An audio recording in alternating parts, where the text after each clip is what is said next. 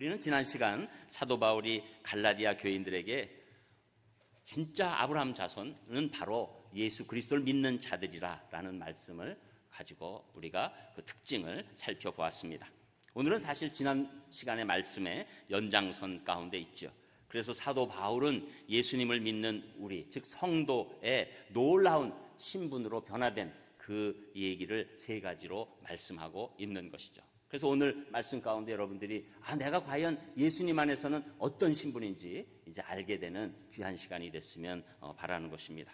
첫 번째로 예수님을 믿는 자들은 의인의 신분을 받았다. 우리가 의로워진 신분을 받았다고 말씀하는데 여러분 읽으셨지만 23절에서 25절까지 말씀 우리 또 읽겠습니다. 23절에서 25절입니다. 23절 시작. 믿음이 오기 전에 우리는 율법 아래 매임받고 계시될 믿음의 때까지 갇혔느니라. 이같이 율법이 우리를 그리스도께로 인도하는 초등교사가 되어 우리로 하여금 믿음으로 말미암아 의롭다함을 얻게 하려 함이라.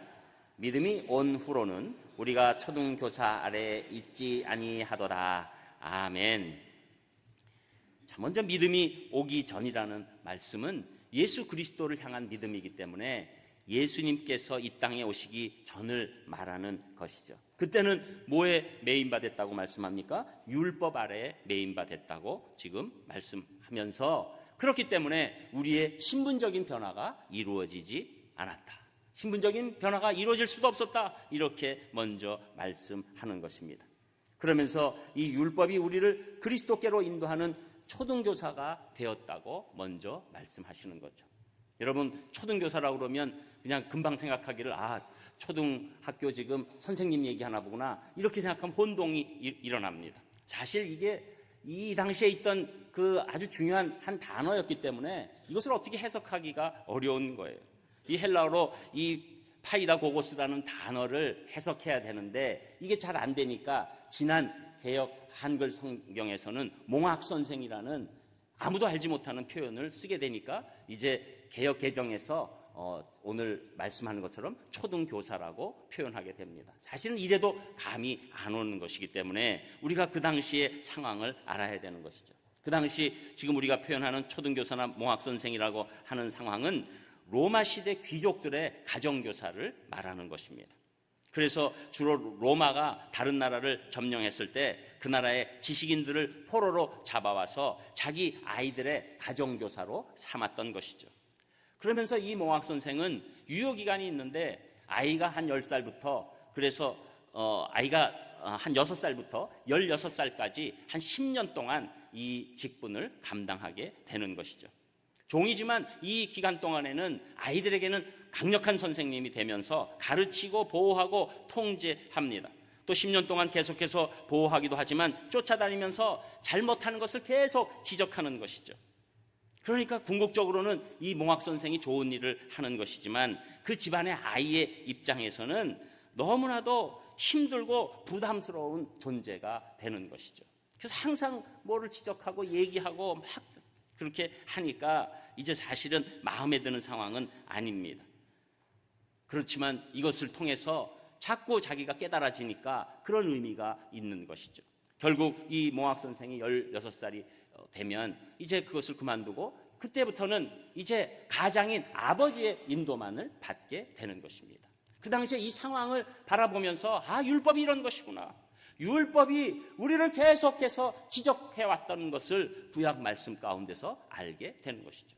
그래서 여러분 율법은 우리가 너무나도 깊은 죄인이라는 것을 깨닫게 해주는 몽학선생 같은 도구로 사용되었다라고 말씀하는 것이죠. 그래서 이 율법은 우리 인간의 죄악을 지적하고 그리고 우리의 죄악이 얼마나 비참한 것인지 이 죄인의 절망적인 상황을 드러나게 해준다는 것입니다. 여러분 우리가 예수님 믿기 전에도 꼭 이 지점이 있어야 되는 것이죠. 우리가 죄인이라는 것, 우리가 이 성경에서 죄인이라는 것은 하나님과의 관계에 있어서 의도적으로 하나님을 떠나서 떨어져 있으면서 우리 생각에 좋은 대로 모든 것을 합리화하고 멋대로 살아온 큰 죄인이다. 이것을 깨닫지 않으면 당연히 예수 그리스도를 필요로 하지 않고 예수 그리스도를 필요로 하지 않으면 절대로 이 죄에서 벗어날 수 없는 그런 안타까운 삶이 되는 것이죠. 그러나 하나님의 은혜로 내가 죄인이구나, 이 율법을 통해서, 이 모학 선생을 통해서 내가 죄인이구나 라고 생각하기 시작할 때, 그때 우리에게 놀라운 구원이 임하게 된다는 것이고, 그 구원이 임할 때 우리는 의인이다, 의롭다라고 인침을 받는다고 말씀하는 것입니다. 여러분, 그래서 이것이 사도 바울 서신의 핵심이에요. 우리가 죄인됨을 깨닫고 우리가 구원할 길은 없다는 것을 알고 예수 그리스도를 믿을 때, 믿음으로 말미암아 우리가 의인으로 인침받았다. 이것이 가장 강력한 성경의 정의가 되는 것이죠. 여러분, 이 일을 우리가 성경에서 사도행전 16장에 보면 쉽게 알아들을 수 있는 부분이 있습니다. 빌립보 감옥에서 바울과 실라가 감옥 가운데서도 찬송하고 기도하니까 옥문이 열려버립니다. 그때 간수는 죄수가 이제 도망간 줄 알고 자결을 하려고 했죠. 그러나 그것을 보고 바울과 실라는 우리 여기 있으니 자결하지 말라 이렇게 얘기했을 때, 이 간수가 너무너무 놀라면서 자기가 너무 부족한 죄인이라는 것을 깨달으면서 30절, 16장 30절에 보면 이렇게 얘기합니다. 선생들이여, 내가 어떻게 하여야 구원을 받으리까? 그때 바로 31절에 이렇게 얘기해 주죠. 주 예수를 믿어라, 그리하면 너와 내 집이 구원을 얻으리라. 이런 놀라운 말씀. 결국은 우리가 죄인임을 깨닫고 예수 그리스도를 믿었을 때 우리 힘이 아니라 예수님의 힘으로 의인됨이 있다는 것이 우리의 결정적인 첫 번째 신분 변화가 되는 것이죠. 여러분, 우리는 죄인에서 의인으로 바뀌는 놀라운 신분의 변화가 일어난 줄 믿습니다. 사람들은 뭐라고 그럴지 몰라도 하나님의 시각에서는 우리가 이제는 죄인에서 의인으로 변했다. 종교개혁자 마틴 루터도 사실은 그 수도원 생활 가운데서 자기 힘으로 자기 죄를 씻어보려고 얼마나 애썼는지 모릅니다. 그리고 그 가운데서도 자기 마음을 들여다보니 계속적 부족함이 있는 것이고 자학이 일어나게 되는 것이고, 하루에 몇 번씩 고해성사를 해도 이 죄사함과 구원에 대한 확신이 없게 되고, 로마 가서 자기 무릎이 다 까지도록 징계를 올리고 내리고 해도 그 문제가 해결이 되지 않았지만, 이 말씀 가운데 의인은 믿음으로 살리라. 그래서 예수 그리스도를 믿었을 때 갑자기 죄인에서 의인됨을 깨닫게 되고, 이 종교개혁을 하나님 안에서 아름답게 일으키게 된 것이고, 그 감격을 놓치지 않고 평생 살 수 있었던 것입니다. 그래서 로마서 3장 30절에 보면 할례자도 믿음으로 말미암아 또한 무할례자도 믿음으로 말미암아 의롭다 하실 하나님은 한 분이시니라, 이렇게 말씀하는 것이죠. 예수 그리스도를 믿는 자들은 여러분 이제는 의인인데 그 앞에 뭘 좀 붙여놔야 돼요. 왜냐하면 우리가 너무 뻔뻔하니까. 사실은 용서받은 의인입니다. 여러분, 우리 힘으로 의인된 것이 아니라 십자가 때문에 용서받은 의인이다. 여러분들이 저는 겸손하면서도 용서받은 의인이라는 하나님이 주시는 자존감으로 삶에서 승리하시기를 주님의 이름으로 축복합니다. 두 번째로, 예수님을 믿는 자들은 하나님 자녀의 신분을 받았다고 말씀하고 있는데, 그 말씀이 26절, 27절에 나옵니다. 우리 26절, 27절도 한 목소리로 읽겠습니다. 26절 시작. 너희가 다 믿음으로 말미암아 그리스도 예수 안에서 하나님의 아들이 되었으니 누구든지 그리스도와 합하기 위하여 세례를 받은 자는 그리스도로 옷 입었느니라. 아멘. 그래서 우리가 다 믿음으로 말미암아 그리스도 예수 안에서 하나님의 아들이 되었다고 말씀합니다. 여러분, 여자분들은 여기 해당하지 않는다고 생각하시면 안 됩니다. 이 당시는 뭐든지 수를 하거나 어떤 것들을 할 때 남자, 아들 이런 단어를 썼다는 것을 이해해 주시기를 바랍니다. 그래서 우리가 아들을 사실은 자녀로 표현하는 것이 더 맞는 것이죠. 우리가 예수 그리스도를 믿었기 때문에 놀랍게 예수 그리스도 안에서 하나님의 자녀가 된 것이죠. 여러분, 우리의 강력한 가장 정체성은 하나님의 자녀입니다. 이것은 완전히 본질적인 신분의 변화를 얘기하고 있는 것이죠. 여러분, 우리는 가장 먼저 우리 정체성을 얘기할 때 첫 번째 정체성은 어디 가서도 우리는 하나님의 자녀다. 그것이 우리 가장 큰 정체성인 줄 믿습니다. 여러분, 이 말을 거꾸로 역으로 생각해 보면 그 전에는 우리가 하나님의 자녀가 아니었다는 얘기죠. 우리는 원래 죄의 종로를 타고 자유를 잃어버리고 사탄의 권세 아래 있고 영적으로 비참한 존재였습니다. 그래서 로마서 6장 17절에 보면 너희가 본래 죄의 종이더니 이렇게 말씀하는 것이죠. 한마디로 우리가 죄의 노예됐다는 것입니다. 그런데 예수님께서 죄의 노예된 우리를 살리시려고 우리의 노예값을 십자가에서 다 지불하시고, 그리고 십자가를 믿는 자들에게 의롭다고 하실 뿐만 아니라 이제는 자녀로 삼아주셨다. 자녀로 삼아주셨다.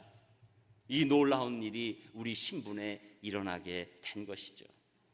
그래서 히브리서 2장 15절에 보면 또 죽기를 무서함으로 한평생 매여 종노릇 하는 모든 자들을 놓아주려 하심이니, 이런 말씀이 있고, 결국 요한복음 1장 12절에서는 영접하는 자 곧 그 이름을 믿는 자들에게는 하나님의 자녀가 되는 권세를 주셨으니, 우리는 하나님의 자녀의 권세가 있는 줄 믿습니다. 여러분, 이것을 실감나게 느끼기 위해서 한번 자녀의 권세에 관해서 생각해 보셨으면 좋겠어요. 여러분, 우리가 자녀의 권세가 됐다는 거 생각해 보면 이런 거죠. 전에 광고에도 이런 비슷한 게 나온 게 있지만, 아는 사람이 밥 한 끼를 사주면 너무너무 감사하게 생각합니다. 그런데 어머니가 정성껏 차려준 밥을 먹으라고 하면 지금 막 스마트폰 보다가 왜 이렇게 지금 차려주냐고 하면서 신경질 냅니다. 새벽부터 고생해서 도시락 싸주면 이 도시락에 오늘 고깃기가 없었다는 둥, 이거 푸성기만 줬다는 둥 불평합니다. 또 돈이 급해서 누구한테 돈을 꿀 때 갑자기 그 사람이 돈을 빌려주면 머리가 땅에 닿도록 감사를 표하죠. 그러나 아버지가 큰 노력해서 벌어준 등록금 내주면 아주 당연히 받는 듯이 받아가고, 거기다가 왜 용돈은 등록금만 주지 용돈도 좀 더 많이 주지, 막 이런 생각을 하고, 누구네는 어떻게 어디다 보내줬다는데 어쨌다는데, 세상에 이런, 제가 이 앞에다가 요것만 안 붙이는데, 니은 그것만 안 붙이는데 이런 자녀의 권세가 어디 있습니까? 그리고 더 평생 계속해서 그냥 그 말할 수 없는 권세를 부리죠. 여러분, 제가 이런 얘기를 하는 것은 이 권세가 잘 됐다는 의미가 아니라, 아니 뭘 믿고 이런 권세를 부리냐고요. 딴 것 없잖아요. 부모가 무한적으로 나를 사랑한다는 것을 알고 그 믿음 가운데 권세를 부리는 거죠. 여러분, 이 권세, 우리가 하나님의 자녀 됐다는 것은 엄청난 권세를 받은 겁니다.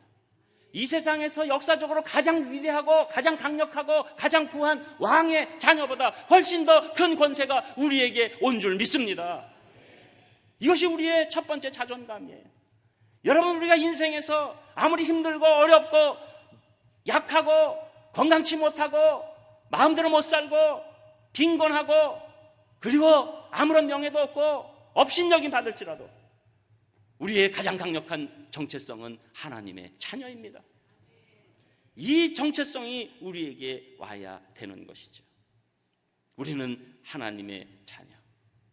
여러분, 그런데 이 부모 자식 간에 이 자녀의 권세를 바라보면 합리적인 행동이 아니에요. 그저 사랑이에요. 부모님은 사랑이고, 그리고 자식은 사실은 표현 못하고 있어도 깊은 믿음이 있으니까 이런 권세를 부리는 것이죠. 여러분, 요사이 이제 이런저런 단어가 쓰이는 가운데 이 아버지 찬스, 어머니 찬스, 이런 단어가 있어요. 그런데 여러분, 저는 아무리 연구해봐도 아버지 찬스, 어머니 찬스보다 우리 하나님 아버지 찬스가 가장 강력한 줄 믿습니다. 여러분, 우리의 가장 강력한 백은 사람의 백이 아니라 하나님의 백인 줄 믿습니다. 그래서 우리는 두려워하지 않는 거예요. 그래서 우리는 비교하지 않는 거예요. 우리는 꿋꿋이 나갈 수 있는 놀라운 힘이 하나님 자녀됨으로부터 공급되게 되는 것이죠. 저는 보통 때 이렇게 좌우를 해서 성경이나 이런 설교의 말씀을 합시다 이런 거 안 하잖아요. 여러분도 싫어하니까. 근데 오늘은 꼭 하고 싶어요. 여러분, 좌우에 조금 뻘쭘할 것 같아도 여러분 확인하기 위해서 하는 거니까 좌우에 계신 분들에게 인사해 주세요. 우리는 하나님의 자녀가 되었습니다. 하겠습니다. 우리는 하나님의 자녀가 되었습니다. 우리는 하나님의 자녀가 되었습니다. 다른 교회는 자연스러운데 역시 우리 교회는 조금 습관이 안 돼서. 여러분, 우리는 다른 것 다 뒤로 하고도 우리는 하나님 자녀됨 그거 하나 가지고도 이 인생에서 승리하실 줄 믿습니다. 그 예수 그리스도를 믿는 복이 이거예요. 예수님께서 우리에게 바꿔주신 이 놀라운 신분의 변화가 이것입니다. 그런데 하나님께서는 이제 하나님의 자녀로서 새 옷을 입고 다니기를 원하시는 것이죠. 그래서 27절에 보면 누구든지 그리스도와 합하기 위하여 세례를 받은 자는 그리스도로 옷 입었느니라. 눈에는 보이지 않아도 우리는 예수 그리스도의 옷을 입어야 되는 것이죠. 예수 그리스도의 옷을 입는다는 것이 무엇입니까? 예수 그리스도를 닮아간다는 것이죠.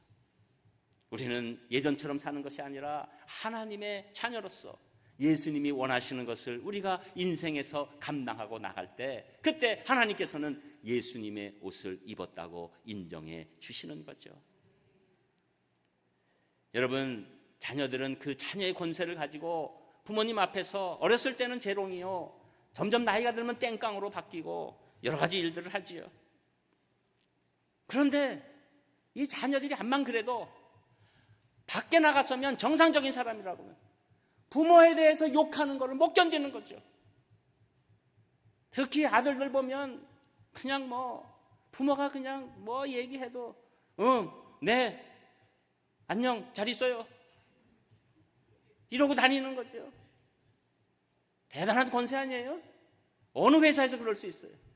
그러나 밖에 나가서 자기 부모를 욕하거나 자기 부모를 공격하거나 이유 없이 이상한 얘기를 하면 못 견디는 것이죠. 또 그것뿐만 아니라 나갔을 때 이미 우리 부모가 욕 먹는 일을 내가 하면 안 되기 때문에 내가 온전한 삶으로 걸어가면서 부모님 욕 먹이지 않게 내가 그래도 어떤 일들을 하는 것처럼, 여러분, 우리가 하나님의 자녀가 되면 우리가 세상에 나가서 어떤 때는 하나님 앞에서 기도하다가 땡깡도 부리고, 왜 나한테는 이런 복도 안 주시고, 왜 이번에는 응답도 없으시고, 왜 이렇게 조용하시고. 여러분, 시편 기도는 땡깡의 기도인 줄 아시길 바랍니다. 왜 시편 기도가 우리에게 은혜를 줍니까?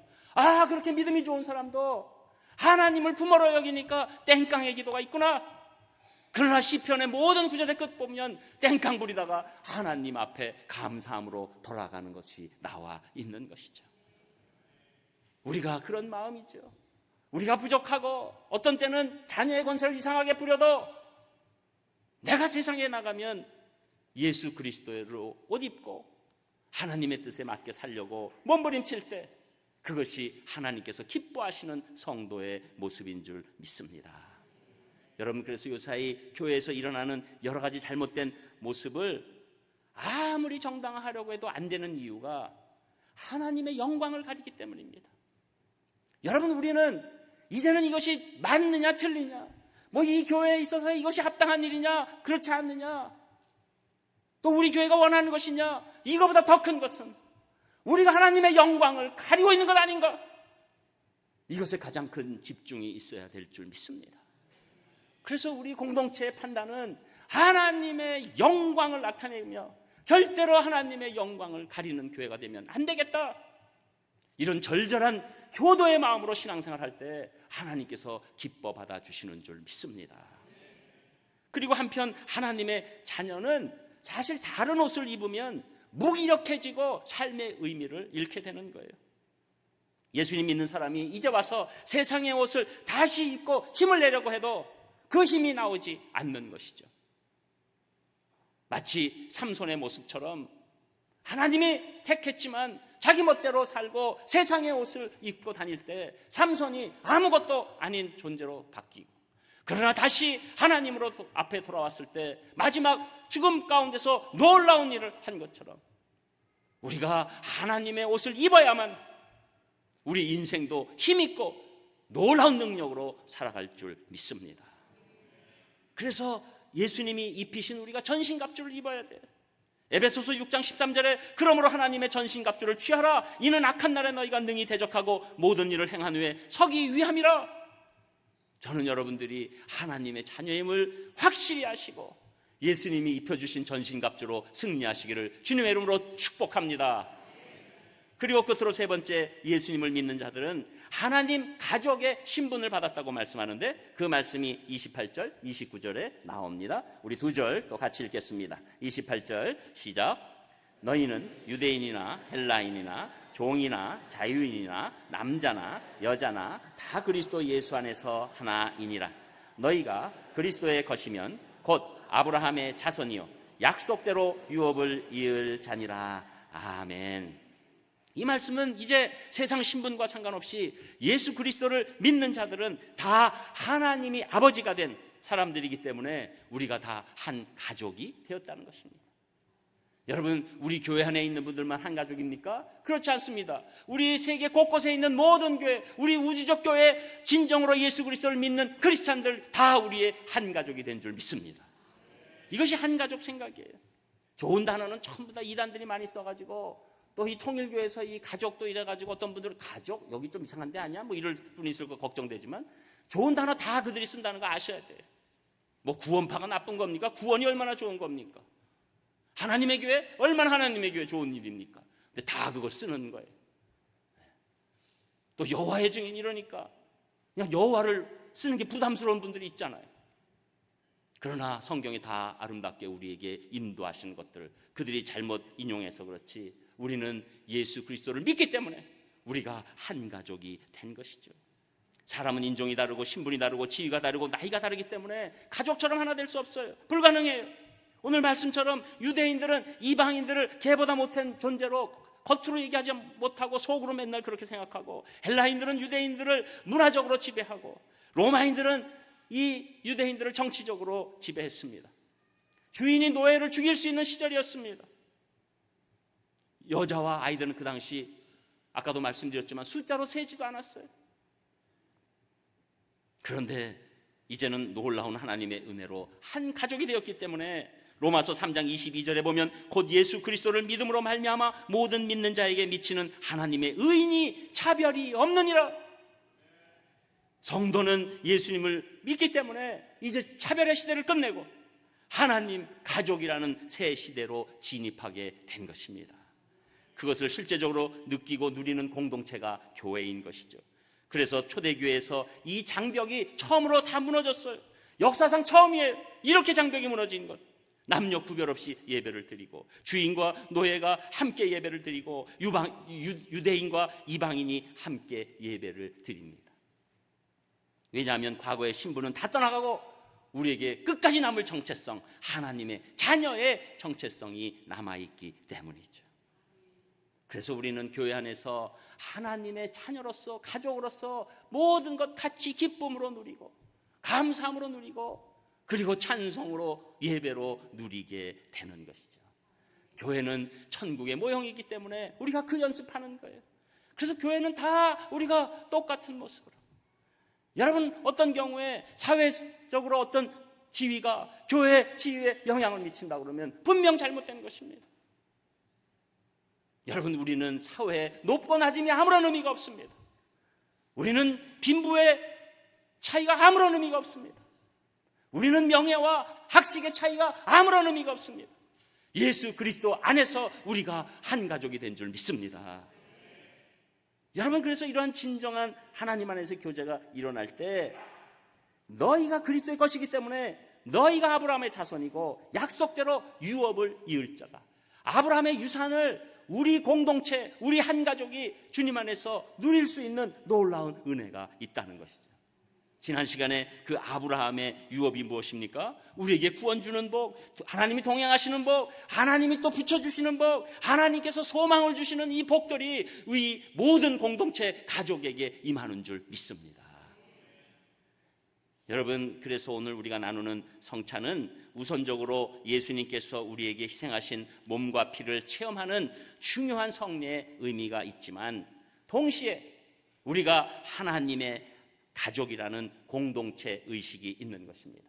성찬을 영어로 하면 유카리스트라고 하지만 또 쓰는 단어가 커뮤니온이라는 단어예요.